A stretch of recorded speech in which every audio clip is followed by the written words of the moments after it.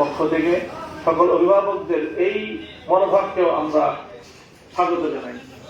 সেই সঙ্গে রাষ্ট্র এবং সরকারকে আমরা বলতে চাই যে গতকালকে যেই মানে কি বলবো হৃদয় বিদারক দৃশ্য আমাদেরকে প্রত্যক্ষ করতে হয়েছে, যে আমাদের এক একজন সন্তানকে যেভাবে রাজপথে প্রাণ দিতে হয়েছে,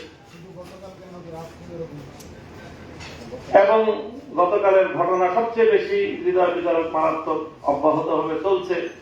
এইভাবে একটি শান্তিপূর্ণ স্বাভাবিক পরিবেশে সাধারণ একটি দেশে একটি মানে সাধারণ পরিবেশে এমন রক্তক্ষরণ আর এমন ঠান্ডা মাথায় গুলি করে হত্যার এই দৃশ্য, এটা কোনোভাবেই মেনে নেওয়ার মতো না।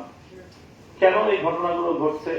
আমরা অতি দ্রুত ছাত্র জনতার এই প্রাণের দাবির সাথে রাষ্ট্র সহ সকল পক্ষের সকল দায়িত্বশীল মহলকে আমরা আহ্বান করব যে এই সংস্কার দাবিকে, যৌক্তিক পর্যায়ের দাবিগুলো যত দ্রুত সম্ভব মেনে নিয়ে এই ছাত্র জনতাকে শান্ত করার জন্য এবং এই আন্দোলনকে সমীহ করার জন্য, কেন বিনা উস্কানিতে এভাবে তাদের রক্তপাত ঘটলো সেটার যেন সুষ্ঠু তদন্তের মাধ্যমে প্রকৃত দোষীদেরকে বিচারের আওতায় আনা হয়।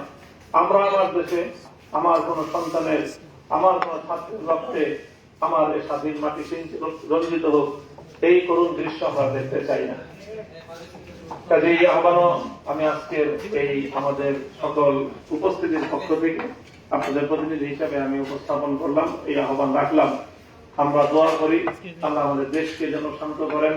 আমাদের যারা যে সকল ছাত্ররা তারা একটি ন্যায়সঙ্গত দাবির পক্ষে মাঠে ময়দানে নেমে তারা শান্তিপূর্ণভাবে আন্দোলন করতে গিয়ে তাদের জীবন দিয়েছে, প্রাণ দিয়েছে, তাদের মধ্যে যারা মুসলমান রয়েছে, ইমানদার রয়েছে, তাদেরকে যেন আল্লাহ মাগফিরাত নসিব করেন। আর সকলকে যেন আল্লাহ পাক এই ন্যায্য দাবির যে কার্যকর এর যে সমাধান, সেই সমাধানটা যেন আল্লাহ এই আন্দোলনের মাধ্যমে ঘটিয়ে দেন, সেই প্রত্যাশা ব্যক্ত করছি। আর 2-3 মিনিট আছে, আমরা একটু দোয়া করে নিলে ইনশাআল্লাহ আজকের এই দোয়ার মধ্য দিয়েই আমাদের আজকের প্রোগ্রামের আলোচনা সমাপ্তি হবে। এরপর ইনশাআল্লাহ আপনারা সকলেই আপ্যায়ন গ্রহণ করবেন।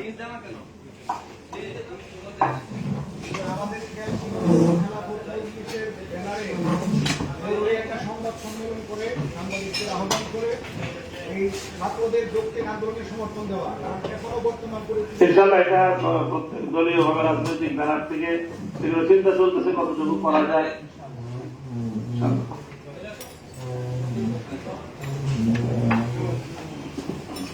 সম্মানিত উপস্থিতি, আমরা যারা সামনে সাইডে একটু সামনে আগাই, সবাই চেয়ারটা একটু ঘুরাইয়া টেবিলমুখী করতে হবে। আমাদের ইফতারে আর 2-3 মিনিট আছে। এই সময়ের মধ্যে আগামী 30 তারিখে উলামা সম্মেলনের লিফলেট গুলো আমরা সব উপস্থিত সব ভাইদেরকে দিয়ে দিই। ইনশাআল্লাহ আগামী 30 তারিখে জাতীয় উলামা সম্মেলনে সবাই উপস্থিত থাকব এবং সব দিক থেকে আমরা আপনাদের কাছে সহযোগিতা চাই। আপনারা নিজেরা উপস্থিত থাকবেন, অন্যান্য উলামায়ে কেরামকে সাথে নিয়ে আসবেন এবং আর্থিকভাবেও আমাদেরকে কিছু সহযোগিতা করবেন। এই মুহূর্তে আমরা আজকে যিনি আমাদের আহ্বায়ক, যার আহ্বানে আমরা এসেছি, তিনি দোয়া পরিচালনা করবেন। দোয়া পরিচালনার জন্য অনুরোধ করছি হযরতুল আল্লাহ মাওলানা মামুনুল হক হাফিজাহুল্লাহ। সুবহানাল্লাহি ওয়া বিহামদিহি সুবহানাল্লাহিল আযীম। اللهم صل على محمد وعلى آل محمد كما صليت على إبراهيم وعلى آل إبراهيم إنك حميد مجيد.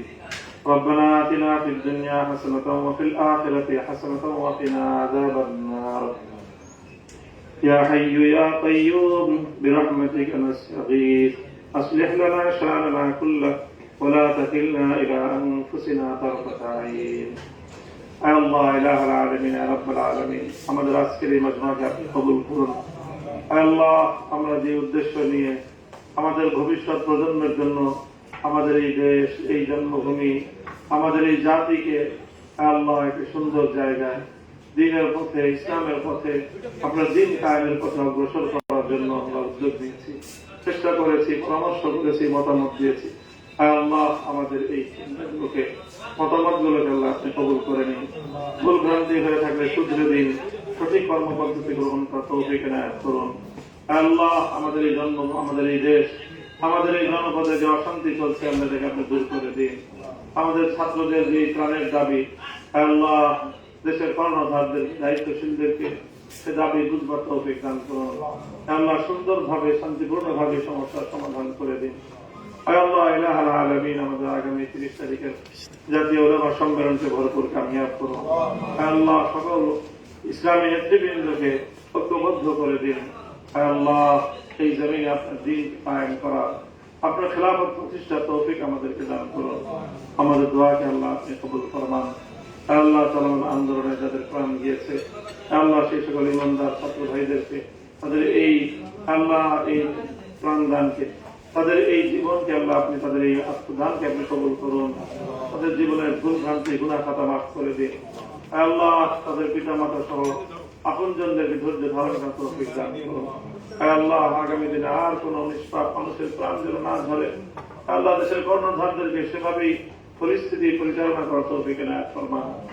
ربنا تقبل منا انك انت السميع العليم وتب علينا يا مولانا انك انت التواب الرحيم وصلى الله تعالى على خير خلقه محمد واله واصحابه اجمعين سبحان ربك رب العزة عما يصفون وسلام على المرسلين والحمد لله رب العالمين.